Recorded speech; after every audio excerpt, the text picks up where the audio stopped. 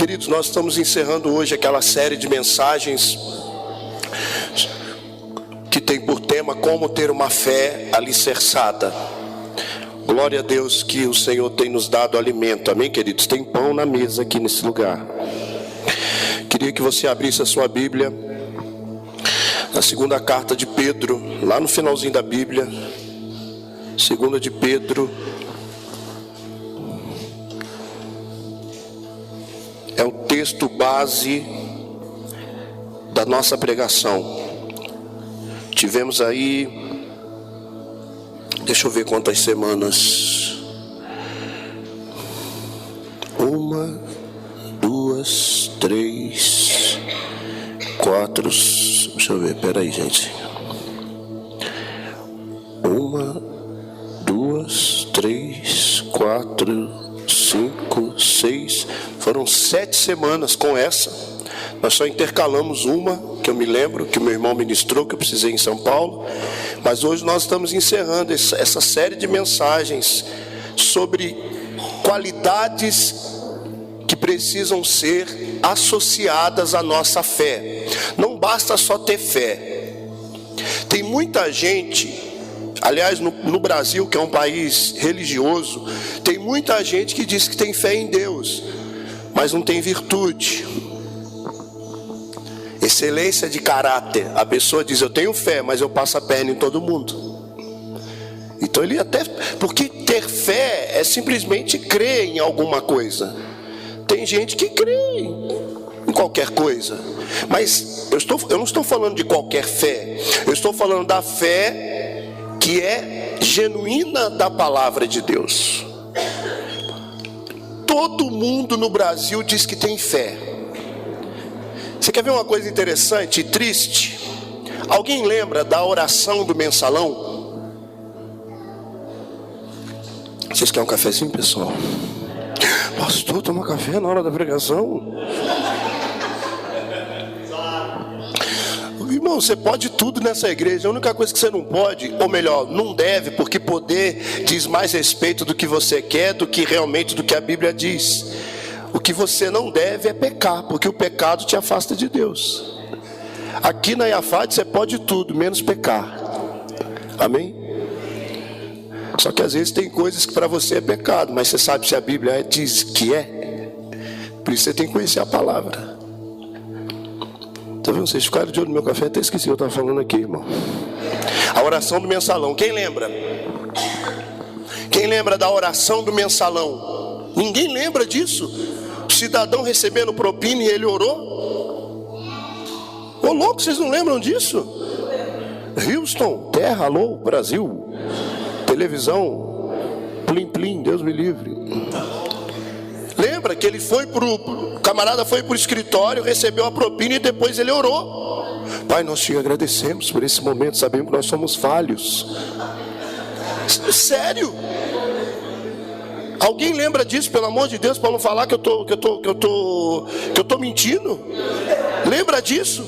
O cara orou, recebendo propina. Então você dizer para mim que você tem fé, para mim, eu não vou te dar uma placa porque você diz que você tem fé. Aliás, tem um monte de gente que tem fé que é sem vergonha, que é mau caráter, que cobiça a mulher do outro, que cobiça o carro do outro, que cobiça o salário do outro. Tem um monte de gente que diz que tem fé e não vale nada, porque os frutos que ele pratica são frutos de uma pessoa que não tem nada de Deus na vida dela. Querido, só ter fé não adianta. É isso que Pedro está falando. Não adianta só ter fé. Olha o que a Bíblia diz. Segunda epístola, segunda carta de Pedro, capítulo 1, versículo 3. Visto como pelo seu divino poder nos têm sido doadas todas as coisas que conduzem à vida e à piedade, pelo conhecimento completo daquele que nos chamou para a sua própria glória e virtude. Repita comigo: Deus me chamou para a sua glória e a sua virtude, pelas quais nos têm sido doadas as suas preciosas e muito grandes promessas, para que por elas vos torneis coparticipantes da natureza divina, livrando-vos da corrupção das paixões que há no mundo. Querido, quando eu verdadeiramente sou transformado pela palavra de Deus e a natureza divina passa a existir em mim, não mais a natureza pecaminosa, a Bíblia diz que nós somos livres por conta dessa natureza e nesse novo estilo de vida de total obediência a Deus, da corrupção desse mundo. Nós odiamos a corrupção quando nós assistimos à TV e vemos pessoas que estão desviando milhões que deveriam estar no seu bolso. Só que nós não odiamos quando nós somos corruptos em muitas coisas na nossa vida. Sabe qual é a única diferença deles para nós? É que a corrupção deles está sendo exposta, e às vezes a sua, por misericórdia de Deus. Talvez a minha, a sua, por misericórdia de Deus, ela ainda não foi exposta. Mas sabe qual é a minha oração hoje?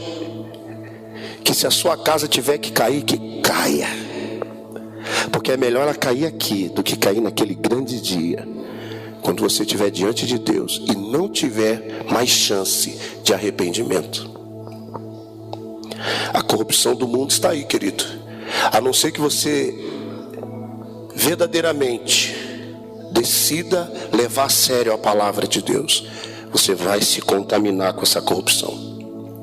Aí olha o que diz aqui, versículo 5: por isso mesmo vós, reunindo toda a vossa diligência, ou seja, todo o teu cuidado, todo o teu empenho, associai a vossa fé, a virtude o conhecimento, o domínio próprio, com o domínio próprio a perseverança, com a perseverança a piedade, com a piedade a fraternidade, e com a fraternidade o amor. Querido, nós fomos criados por Deus para que, através de nós, o Senhor materializasse o caráter dele nessa terra. É mais ou menos assim, Jesus diz assim, ó: eu quero que vocês sejam para esse mundo o que eu sou para vocês. Não é que nós temos que ser deuses para serem adorados pelas pessoas. Não, todo o bem que Deus tem feito na tua vida, Deus quer que você faça para as pessoas. Todo o amor derramado na tua vida, Deus quer que você derrame nas pessoas. Tudo que Deus faz em você, Deus quer que você faça com as pessoas. Aí olha o que diz: porque essas coisas existindo em vós, ou seja, olha o que o apóstolo está dizendo, o apóstolo Pedro: essas coisas existindo em vós, ou seja, é possível que elas não existam. E é sim, porque a gente vê isso lá fora, e às vezes aqui dentro. Pessoas que têm fé, mas que essas qualidades não existem, porque essas qualidades não vêm com oração, essas qualidades vêm com prática da palavra de Deus. Deixa eu explicar uma coisa para você: nem tudo você consegue através da oração. Você sabia disso?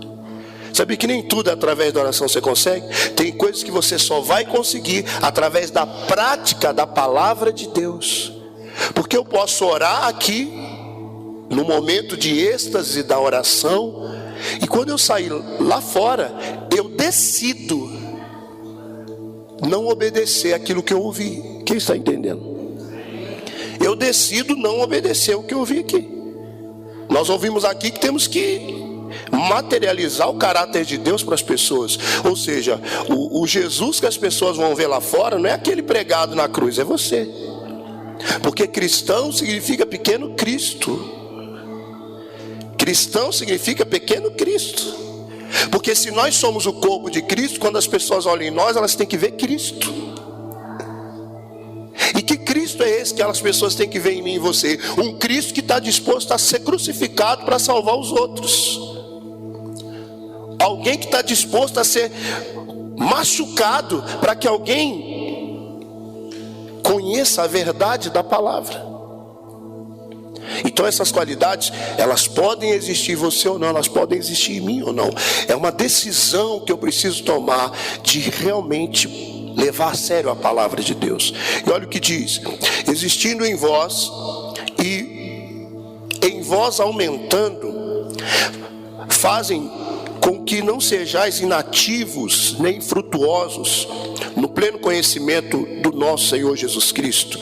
Pois aquele em que essas coisas não estão presentes é cego, vendo o sol que está perto, esquecido da purificação de seus pecados de outrora. Por isso, irmãos, procurai com diligência cada vez mais confirmar a vossa vocação e eleição, porquanto procedendo assim, não tropeçareis em tempo algum. Pois desta maneira é que vos será amplamente suprida a entrada no reino eterno de nosso Senhor Salvador Jesus Cristo. E hoje, como nós estamos, é o último dia, é o encerramento dessa série, eu quero continuar o texto aqui para você ver como que Pedro, ele tinha como super importante essa mensagem. Olha o que diz aqui, versículo 12, estava meditando nisso hoje. Por essa razão sempre estarei pronto para trazer-vos lembrados acerca dessas coisas, embora estejais certos da verdade já presente convosco e nelas confirmados. Também considero justo, enquanto estou nesse tabernáculo, ele está dizendo nesse corpo, porque lembra que nós aprendemos, nós somos um espírito, que temos uma alma e habitamos num corpo. Pedro fala do corpo dele como um tabernáculo, e Paulo também diz que nós somos templo do Espírito Santo. Despertar-vos com essas lembranças, certo de que estou prestes a deixar o meu tabernáculo, como efetivamente o nosso Senhor Jesus Cristo me revelou. Mas de minha parte esforçar-me-ei diligentemente, cuidadosamente, por fazer que a todo tempo, mesmo depois da minha partida, conserveis lembranças de tudo.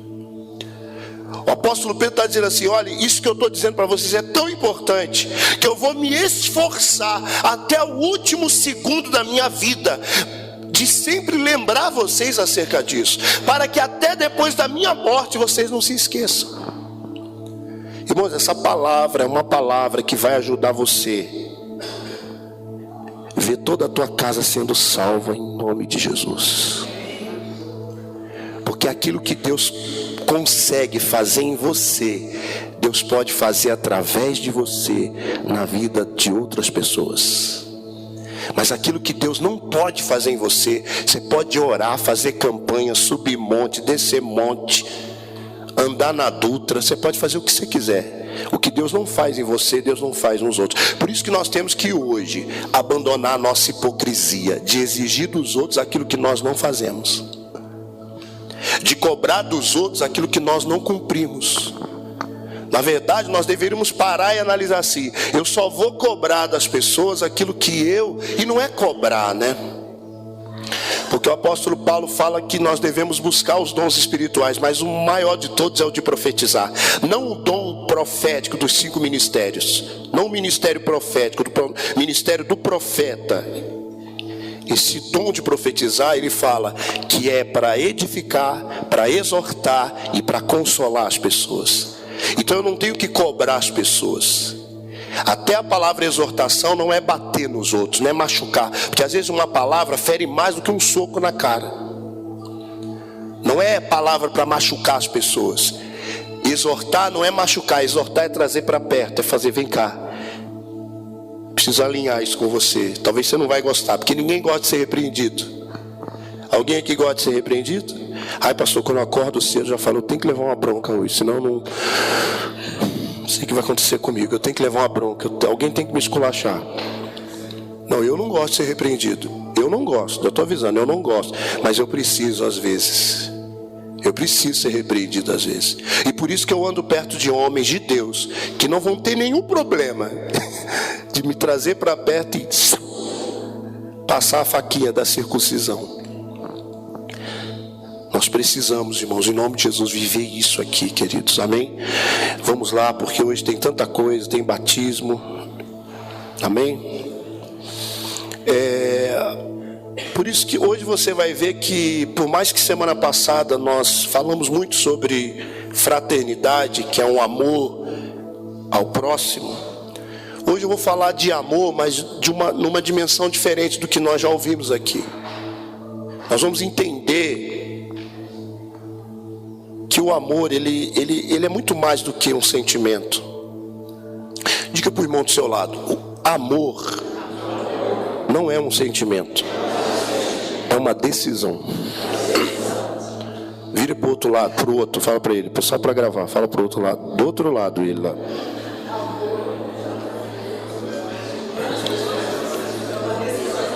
Amor não é um sentimento, amor é uma decisão. Você tem que decidir amar e decidir aceitar que você é amado por Deus. Decidir amar as pessoas, porque tem gente que é difícil amar, irmãos. É fácil amar quem ama a gente, quem trata bem a gente, quem faz coraçãozinho, manda coraçãozinho no WhatsApp, amém? Aí é fácil. Agora, amar quem nos odeia, amar quem nos maltrata, amar quem nos persegue, amar quem nos despreza, isso é difícil. Amar quem nós achamos que não merece, é difícil. Amar quem nós temos uma justificativa de que o ato de eu não amar ela é justificado por algo que ela faz, isso é difícil. Mas hoje vamos aprofundar mais no amor, amém? O amor é a base da nossa fé. Efésios capítulo 3, versículo 17 ao 21 diz assim. Efésios 3, 17 ao 21. Vou falar duas vezes para você anotar aí. E assim habite Cristo no vosso coração. Diga glória a Deus. Que Cristo habite dentro de você, pela fé, estando vós arraigados e alicerçados em amor, a fim de poderdes compreender com todos os santos qual é a largura, o comprimento e a altura e a profundidade, e conhecer o amor de Cristo, que excede todo entendimento, para que sejais tomados de toda a plenitude de Deus. Ora, aquele que é poderoso para fazer infinitamente mais do que tudo quanto pedimos ou pensamos, conforme o seu poder que opera em nós, a ele seja a glória na igreja em Cristo Jesus, por todas as gerações, por todos sempre. Amém. Diga glória a Deus. O amor é a base da nossa fé. Sabe, a Bíblia diz que a fé vem pelo ouvir e ouvir a palavra, mas a base por onde a fé ela opera é pelo amor. Eu li esse versículo tantas vezes, eu não entendia completamente ele. E esses dias lendo, Deus me abriu uma porta. Porque quando você lê, olha que coisa linda, porque nós já tivemos um ano profético com essa palavra. Nós já tivemos um ano profético.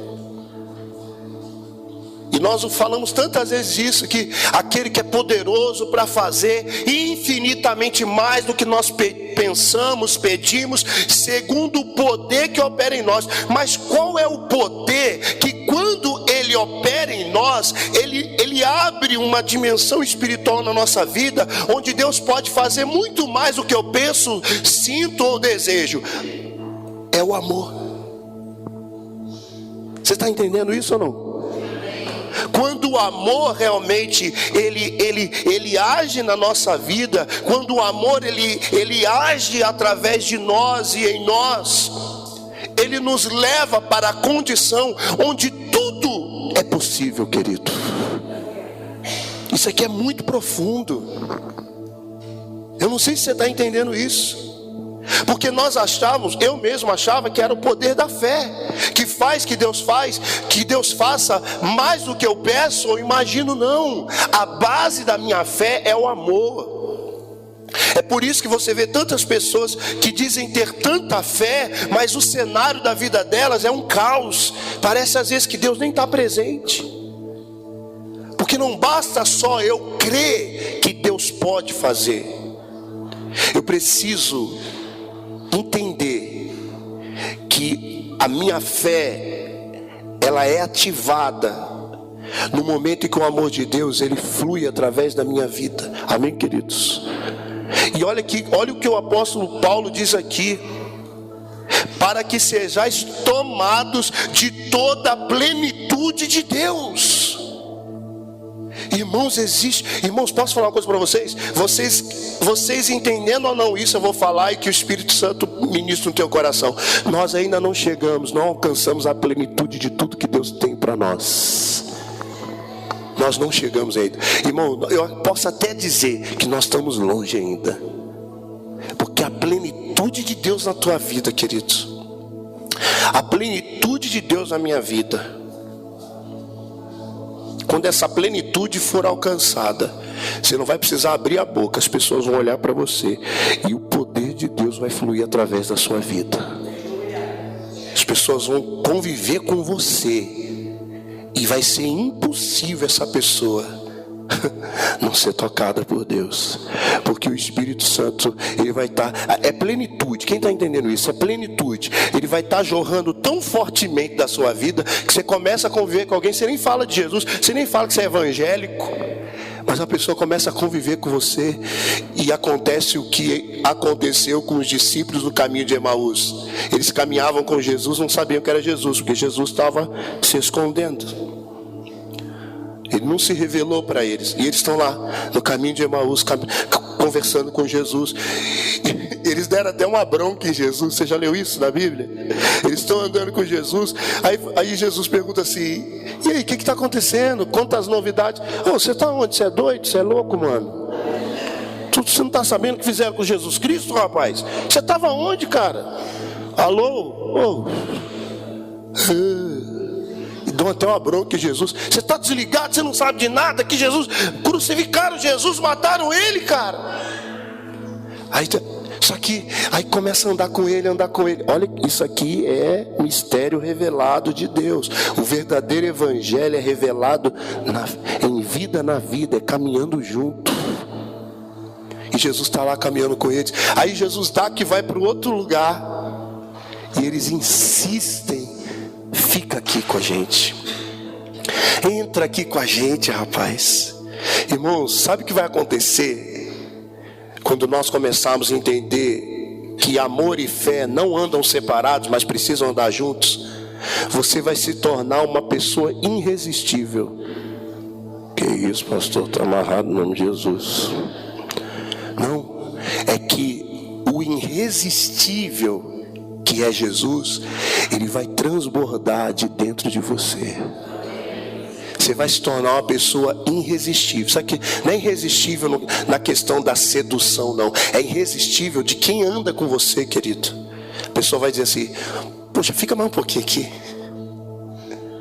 Eu gosto tanto quando você conversa comigo, porque rio de águas vivas fluirão, querido. E não tem nada melhor do que água fresca e água pura para quem está sedento.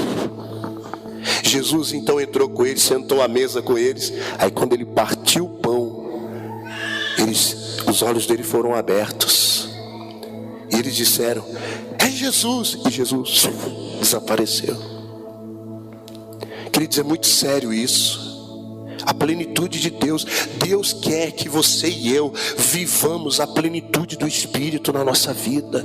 Mas isso é ativado pelo amor de Deus em nós, que é a base para a nossa fé realmente ser uma fé produtiva. Quem está entendendo, diga amém. Amém? O amor, ele é maior do que a fé, querido. Eu não estou dizendo que o amor é mais importante, porque as duas coisas são importantes, mas o amor, ele é maior que a fé. O amor tem que ser o fundamento onde a nossa fé é construída. Quem está entendendo isso? O amor tem que ser o fundamento onde a nossa fé é construída. Eu creio nesse Jesus, não é porque ele é poderoso para fazer as coisas na minha vida. Eu creio porque Deus amou o mundo de tal maneira que enviou o seu único filho, para que todo aquele que nele crê não pereça, mas tenha vida eterna. 1 Coríntios capítulo 13, versículo 13 diz: agora pois permanecem a fé, a esperança e o amor, esses três, porém o maior destes é o amor. Irmãos, uma pessoa que não entende isso, ela só vai ter uma fé muito limitada. O amor é que, essa palavra é até difícil de falar, mas eu vou tentar falar. O amor é que potencializa, é isso? Potencializa a nossa fé. O amor de Deus. Um versículo chave para você entender tudo isso que eu estou falando até agora. Gálatas 5,6 diz assim. Querido, é importante você entender. Sem amor a nossa fé não opera. Gálatas 5,6 diz assim: porque em Jesus Cristo nem a circuncisão e nem a incircuncisão tem virtude alguma, mas sim a fé que opera por amor. Olha que coisa tremenda isso aqui, querido. Só esse versículo aqui já era suficiente para que eu te desse base daquilo que eu estou falando hoje. A fé, ela opera pelo amor. Olha o que ele está dizendo. Porque em Jesus Cristo nem circuncisão e nem incircuncisão tem poder algum.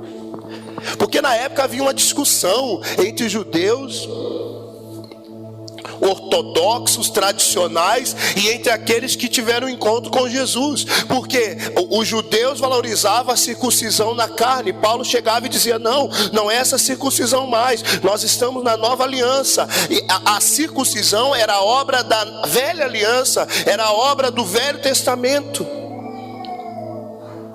Nós agora, a circuncisão não é mais na carne. Hoje vamos ter o batismo nas águas. Hoje vai ser feita uma circuncisão no espírito dessas pessoas. Não é mais na carne, é no espírito. Mas Paulo está dizendo assim: nem circuncisão e nem incircuncisão. Porque esse é o problema de muitos. Os tradicionais olham para os não tradicionais e criticam. Os que não são tradicionais criticam os tradicionais. E fica essa briga aí de qual que está certo. Se é pentecostal, se é tradicional, se é neopentecostal. Esses dias uma pessoa passou aqui na frente, que passa muita gente aqui durante o dia. E eu estava com a porta aberta ali na frente. E a pessoa disse: o que vai ser aqui? Eu falei: é a igreja. Ah, é? E que tipo de igreja é essa? É igreja tradicional, é pentecostal, neopentecostal? Eu falei: é a igreja integral. Igreja integral? Existe isso? Eu falei: existe. Mas como que é a igreja integral? É uma igreja que vive aquilo que Deus tem direcionado ela, mas que não despreza nenhuma dessas outras. Porque nós não podemos desprezar eles, porque nós aprendemos com todos eles. Eu aprendo com todos, irmão. Você sabia disso? Eu aprendo com todos. Não tem... Eu sento com o tradicional, ele me faz mergulhar na escritura. Eles têm um zelo pela escritura. Eu sento com o pentecostal, eles fazem eu mergulhar no fogo. Amém? Mas o problema é esse: eu só quero fogo e não quero palavra. Não estou dizendo que todos são assim. Ou eu só quero palavra e não quero fogo. Conversava isso com Eliezer esses dias. Que eu creio que a mensagem mais atual para a igreja hoje é uma igreja que busca o equilíbrio nas escrituras. Uma igreja que busca equilíbrio. Amém? A fé, queridos, ela opera pelo amor. Não adianta você falar para mim que você tem fé, que você é cheio de fé, que você faz e acontece, se eu não ver amor de Deus na sua vida. Se não vê amor de Deus em você, a sua religião não é válida. Na verdade, aliás, o que a gente mais vê hoje em dia são pessoas, e você vê as guerras que existem hoje, pessoas que defendem a religião delas, mas não tem amor nenhum, porque a religião delas, elas na loucura da sua religião, eu não estou dizendo que a religião delas ensina isso, mas a distorção da religião na mente delas faz elas acharem que elas estão agradando o seu Deus, matando pessoas, fazendo pessoas morrerem. A fé, a nossa fé, a fé em Jesus, ela vem pela palavra, mas ela opera, ela entra em ação através do amor. É muito fácil entender isso. Eu tenho certeza que você vai entender. Pastor, mas eu vou falar com você, esse negócio de amor aí é complicado. Não é complicado.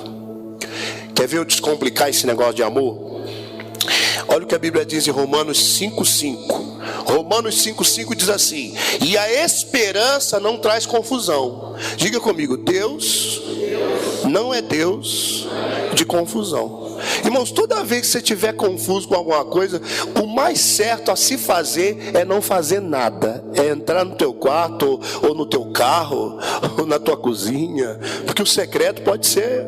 Jesus fala... Quando a Bíblia fala, entra no teu quarto, ele está querendo ensinar que ele fala quarto, porque quarto é lugar de intimidade, amém? Quarto é lugar de descanso, amém? Porque na maioria das vezes no teu quarto tem uma... No quarto tem o quê? Eu e meu irmão fomos num congresso lá no Pará. E lá no Pará tem gente que no quarto não tem cama, tem uma rede dentro do quarto. Mas no quarto tem um lugar onde você vai descansar. Então não é necessariamente o quarto, querido. O secreto pode ser qualquer lugar. Pode ser o teu carro, pode ser o tanque. Ainda existe tanque?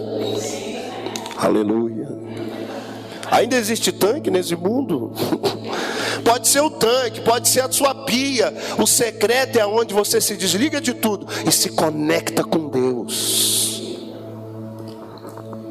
E se conecta com o Pai. Deus não é Deus de confusão. Se tem alguma coisa na tua vida que tem feito você ficar confuso, não faça nada enquanto você não tiver uma revelação clara de Deus para isso.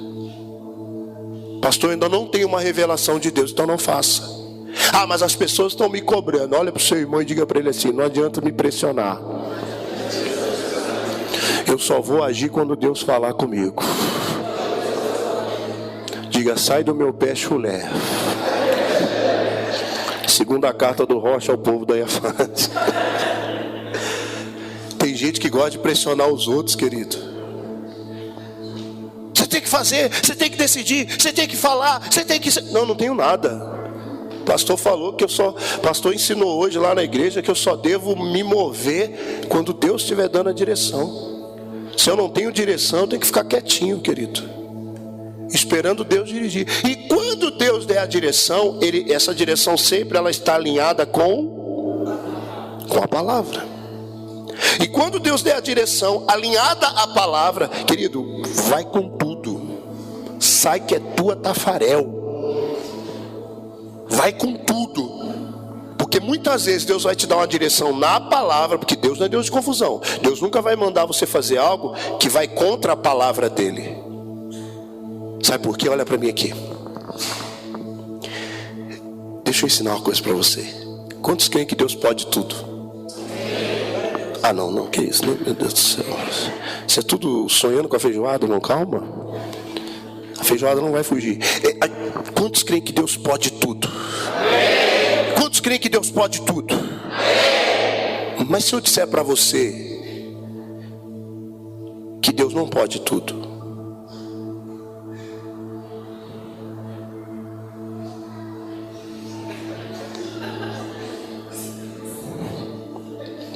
Deus não pode tudo. Deus não pode ir contra a sua natureza. Deus não pode ir contra a sua natureza. Ou seja, tem pessoas que muitas vezes acreditam a Deus coisas que Deus não fez, porque aquilo vai contra a natureza de Deus. Deus não vai contra a natureza dele. Um exemplo, quer ver? Eu vou dar um exemplo prático disso. Deus é bom. Você sabia disso? Você sabia que Deus é bom? Aí você fala assim, muita gente já viu isso aqui. E talvez você já fez isso, né? É que na hora que eu falar, você vai... Você já viu aqueles crentes que estão passando uma perseguição no trabalho, aí passa perto da pessoa e já fala assim: Jeová, fogo vai pegar, cavalos e carros de fogo vão te fulminar, desgramado. Deus é comigo, tu vai morrer, desgraçado. Deus é justiça. Tu matar na unha. Aí olha só, aí aquela pessoa que estava te perseguindo, ela perde o emprego, ela é mandada embora. Deus é justiça. Deus é poderoso. Mexe com a menina dos olhos. Mexe com quem está com Deus. Ah, irmão, você não conhece nem a Deus, rapaz, para falar isso. Deus pode tudo? Pode, no que você pensou ele pode, mas Deus não pode contra a natureza dele. Você pede algo para Deus que vai contra a natureza dele, Deus não vai fazer. Deus não vai. Jesus, eu estou com um processo na justiça, eu vacilei, pisei na bola, mas Jesus vai lá e mexe os pauzinhos e chocaramanaias. Pode ser chocoramanaia, chupa bala house, pode ser o que for, irmão. Se você está errado em algo, como é que Deus vai burlar a justiça?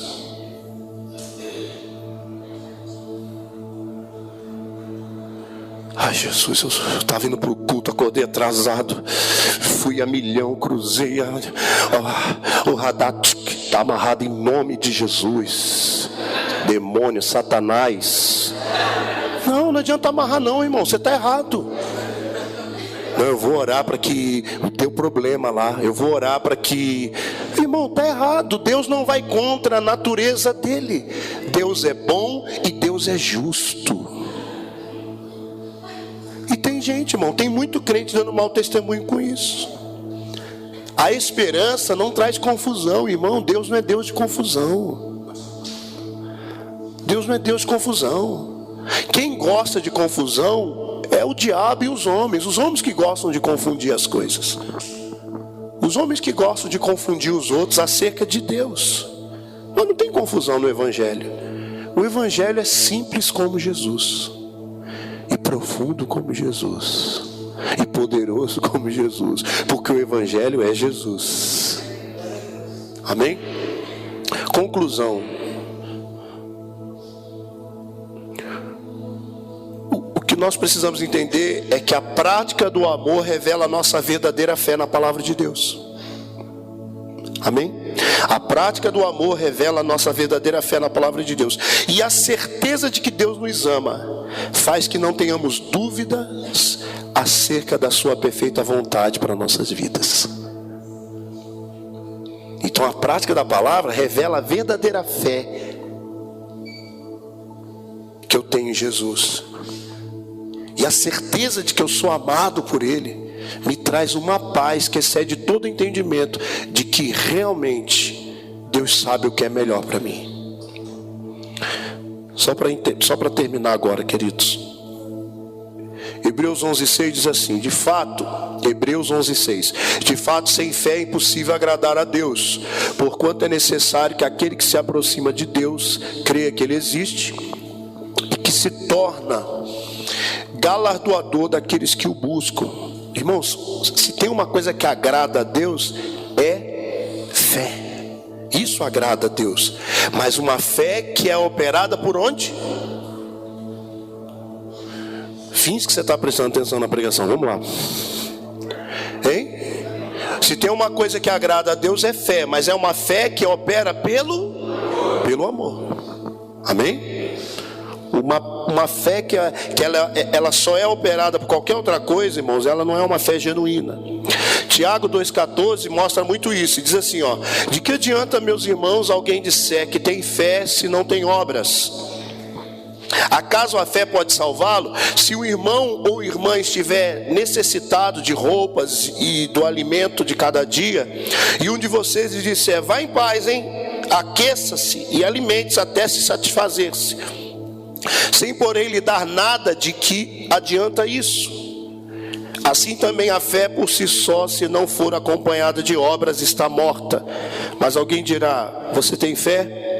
Eu tenho obras. Mostre-me a sua fé sem obras, e eu mostrarei a minha fé pelas obras. Não adianta você dizer que você tem fé. Cadê a sua fé? Mostre a sua fé com as suas atitudes. Mostra a sua fé com as suas atitudes. Você diz que tem tanta fé, mas é só vir uma má notícia que você já se desestabiliza, se desestrutura. É só você receber uma má notícia que você já desiste de tudo. Uma fé sem obras é uma fé inexistente, é uma fé falsa. A minha fé, ela tem que ser acompanhada de atitudes, é comportamento. Aonde que o meu comportamento ele é revelado? Nos relacionamentos. Quem está entendendo isso? Você quer conhecer um homem de fé e uma mulher de fé? Caminhe com ele, caminhe com essa pessoa.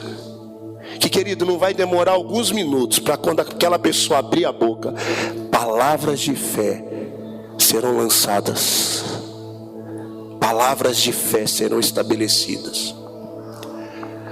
A minha fé em Cristo, ela tem que ser acompanhada de um testemunho público, fiel a Deus. Você sabia que tem gente que odeia crente, porque um dia passou um crente sem vergonha, safado na vida dele. Agora, aquela pessoa que andou com uma pessoa fiel a Deus, ela tem uma visão completamente diferente dos outros. Ela às vezes até custa acreditar que alguém que diz ter a mesma fé que aquela pessoa que inspirou ela, influenciou tanto ela também dizia ter, ela custa acreditar que aquela pessoa vive uma vida diferente daquela. Porque o evangelho, presta atenção, o evangelho, o verdadeiro evangelho é comunhão com Deus, é relacionamento com Deus. E o meu relacionamento com Deus vai revelar Cristo para as pessoas. Se o meu relacionamento com Deus não revela Cristo, eu não estou me relacionando com Deus, eu estou me relacionando comigo mesmo. Vamos lá para terminar, irmão. Que hoje tem feijoada, glória a Deus. Primeira carta de João 3,18 diz assim: meus filhinhos, primeira de João 3,18, meus filhinhos, não amemos de palavra, de língua, mas por obra em verdade. Olha aí, obras. Eu sou salvo pela graça mediante a fé em Jesus. A salvação é de graça para você, mas custou tudo de Jesus, custou a vida dele. A salvação, ela só é de graça para você porque custou tudo de Cristo, custou todo o sangue dele, custou toda a vida dele. Então, na verdade, a salvação não é de graça, ela é de graça para você, mas ela custou a vida de Jesus. E agora nós aprendemos que a fé, a base da nossa fé é o amor. A fé, ela é operada pelo amor, ela opera através do amor. E não tem como separar isso, querido, fé, amor e obras. Porque a fé precisa ser traduzida em ações. Ou seja, você mãe que está aqui, talvez o teu filho tenha te dado tanta dor de cabeça. Se você realmente está entendendo isso, a partir de hoje você nunca vai abrir a tua boca para confessar algo acerca do teu filho que vá contra aquilo que você está ouvindo da palavra. Porque o teu filho é bênção, o teu filho não é maldição. E você rejeita confessar o contrário. Alguém pergunta para você: e aí o seu filho? Meu filho é uma bênção.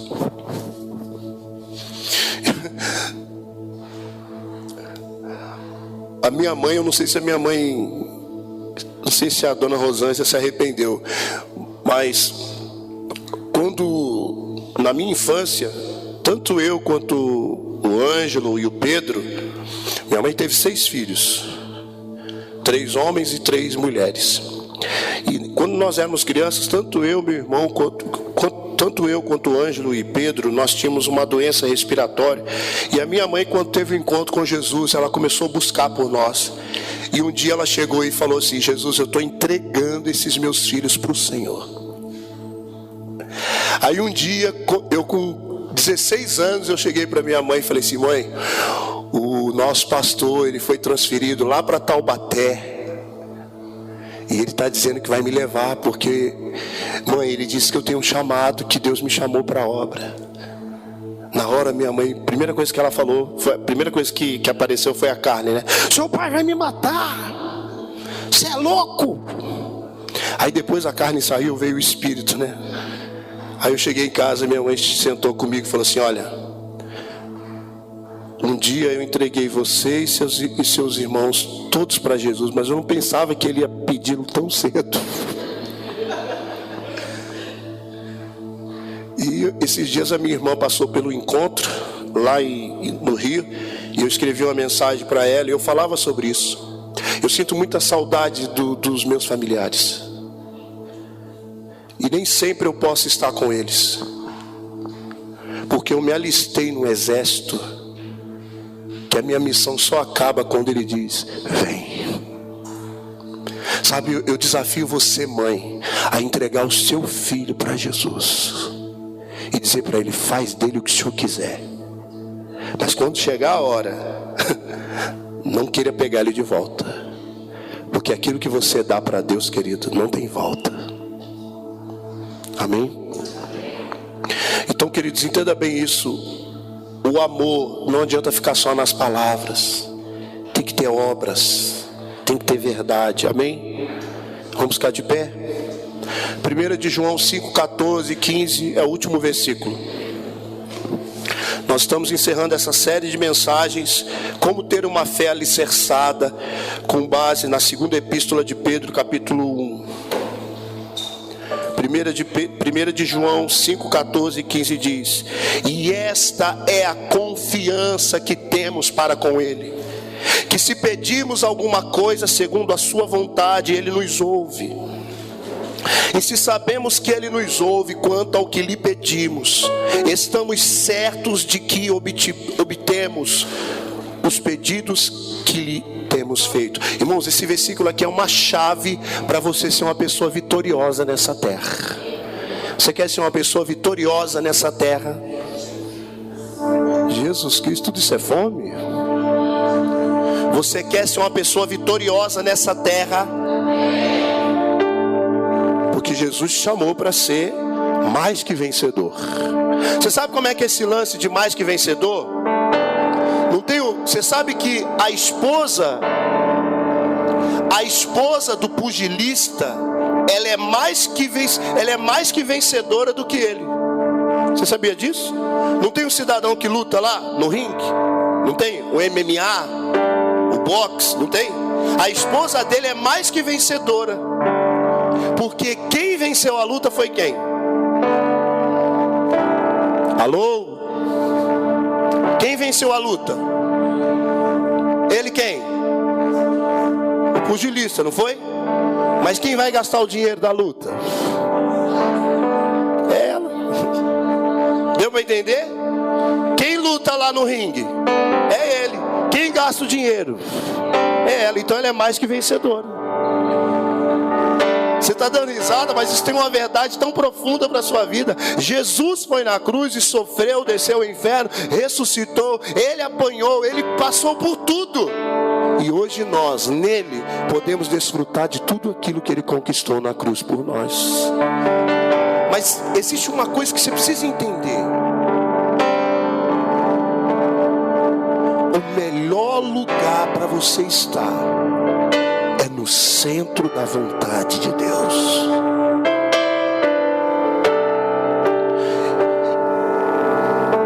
E olha o que diz aqui: esta é a confiança que nós temos nele. Qual é a confiança que eu tenho nele? Que se eu peço alguma coisa segundo a vontade dele, ele me ouve. E se sabemos que Ele nos ouve quanto ao que lhe pedimos, estamos certos. Essa palavra "está certo" fala de fé. Estamos certos de que obtemos os pedidos que lhes temos feito. Então preste atenção, o segredo é conhecer a vontade de Deus. Porque no momento que eu entendo a vontade de Deus para a minha vida, querido, tudo que eu pedir segundo essa vontade, Ele vai me conceder. E é por isso que o maior alvo do diabo é fazer que você não conheça isso aqui, ó.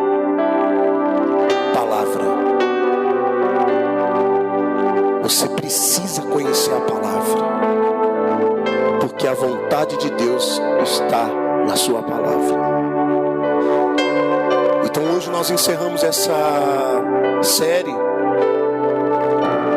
entendendo que a fé que nós queremos ter em Deus, ela opera através do amor. O amor que me faz descansar que Deus sabe o que é melhor para mim.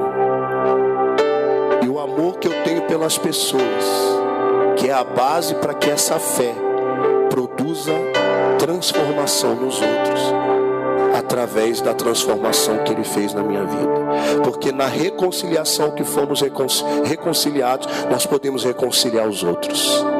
Aonde você foi curado, você recebeu poder para curar. Das suas feridas sai cura para as pessoas.